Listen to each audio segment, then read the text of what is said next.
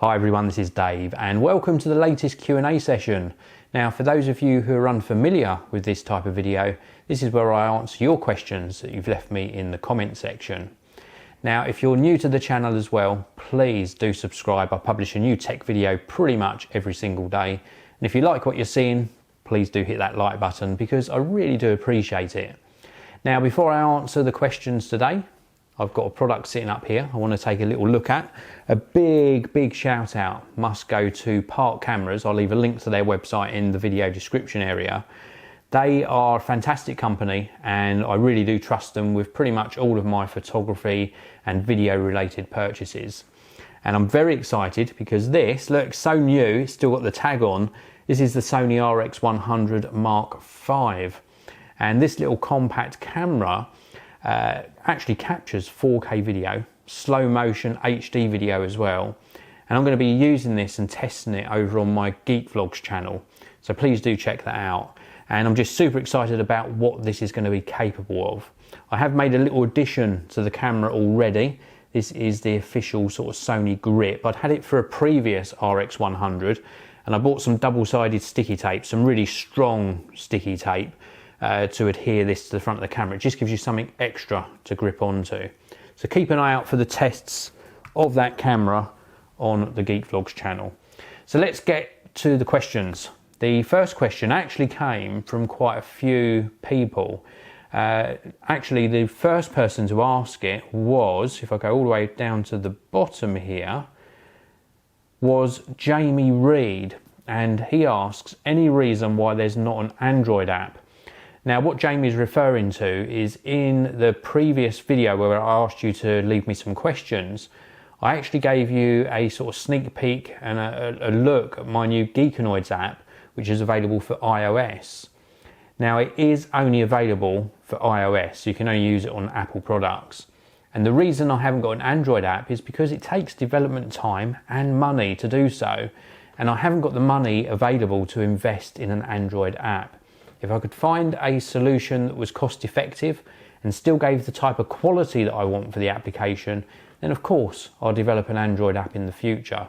And I'm sorry that it's not available on that platform, but it is purely just for financial reasons and because I'm ultra fussy about how good the app's got to be. The next question comes from Geek Outdoors. Valuable as always and congratulations on the new app. Thank you very much, I really do appreciate that. Was curious, what are your thoughts on remaining relevant and valuable in the tech space?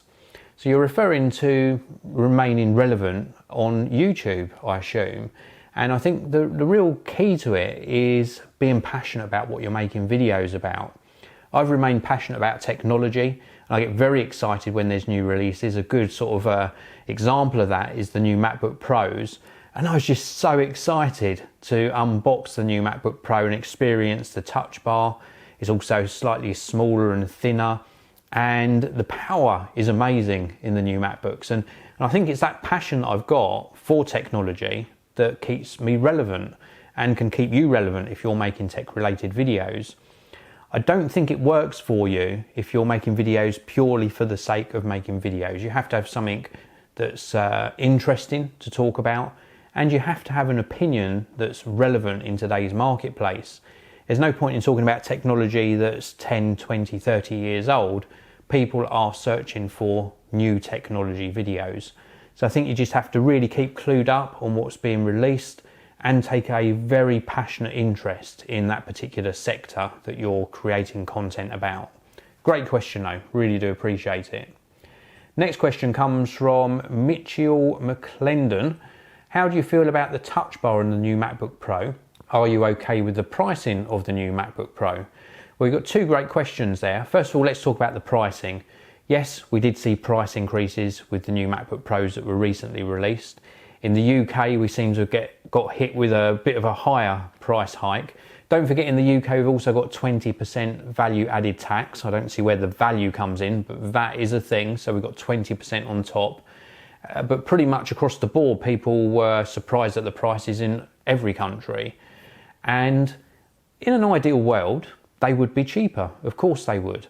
But I always look at the long-term investment with Apple products. And I know a lot of people who don't like this opinion, But when you buy a Windows product, it does cost more in the long term to keep that product up to date, and with an Apple product you pay a premium for the Apple build quality and for how macOS 10 works with the hardware. But over a 5-year period, I do strongly believe that the retention value in an Apple product and the overall running costs make it not that much more than the Apple equivalent.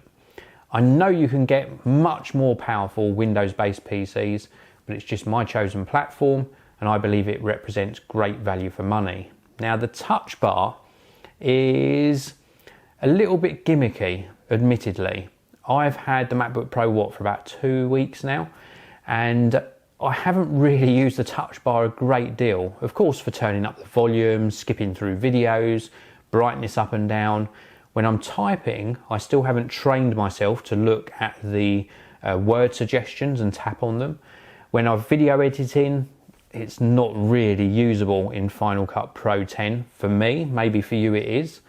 And the emoticons when you're typing out a text, which you would normally do on your phone, well, I could live with or without them. So it's a little bit gimmicky. Maybe as developers get their hands on this and start releasing more useful things to use the touch bar for, and when we've all sort of retrained ourselves to look at the screen, touch type, and then glance down at the touch bar every now and again to use it, then it might become more useful. Next question comes from Elliot Austin. If you had to give up one for life, what would it be? Photography or music, and why? I'd probably give up music. The only time I really listen to music is in the car, and I should be concentrating solely on my driving while I'm in the car, so I could quite easily give up music. Photography, the visual aspect of it, the creativity, the fact I'm creating something rather than consuming music means a lot more to me. Great question, I really do like it. And then the next question is from Retro Nexus. Hi Dave, my question for you is as follows. What compelling feature could Apple add to the potential iPad mini 5 that would entice people to upgrade? And then you go on with a few more comments and questions as well. And just thank you for your comments, especially about the Luxury Lifestyle channel. I really do appreciate you watching my videos over there as well. So I think the one feature that Apple could introduce to the iPad mini 5 that would entice people to upgrade to it is Apple Pencil support. I think that a lot of people have really discovered their creativity, the fact that they can doodle if they're doing it casually, or even create much more complicated artwork on the iPad Pro with the Apple Pencil has really helped them sell more products. And I think if they introduce that to the iPad mini in the version 5, I think it would be just a really awesome tiny little electronic sketchbook. So I hope they do that. It wouldn't be for me personally. I'd still buy one of the bigger iPads, but for a lot of people who want a very, very portable tablet, being able to use the Apple Pencil would be absolutely amazing. Mason Ellis asks, haven't you been to the US? Yes, I have. What do you see in the difference between the two? Well, to be honest, it was a long, long time ago. I lived in New York, in Queens, for 3 years, and the last time I was there was 1996. But I've still got very, very fond memories about it. And I think that the major difference between the US and the UK was that in New York especially, it really is the city that never sleeps. That is a very accurate description. You could go out at 1 a.m. in the morning, 2 a.m, there'd still be shops open, hustle and bustle, people walking around, lots of interaction with other people as well. A great, great city, very, very vibrant, and I've got real fond memories of it. It's absolutely fantastic. And I would love to go back and visit again, see how it's changed from 96 to today. So maybe that'll happen in the future. And then the last question for this video comes from Alex Anderton. Thank you very much, Alex. You're a long time viewer and you always ask some fantastic questions. If Apple stopped making the iPhone, would you switch to Android or Windows? Both OSs have great features and devices under their wing, so I would love to know.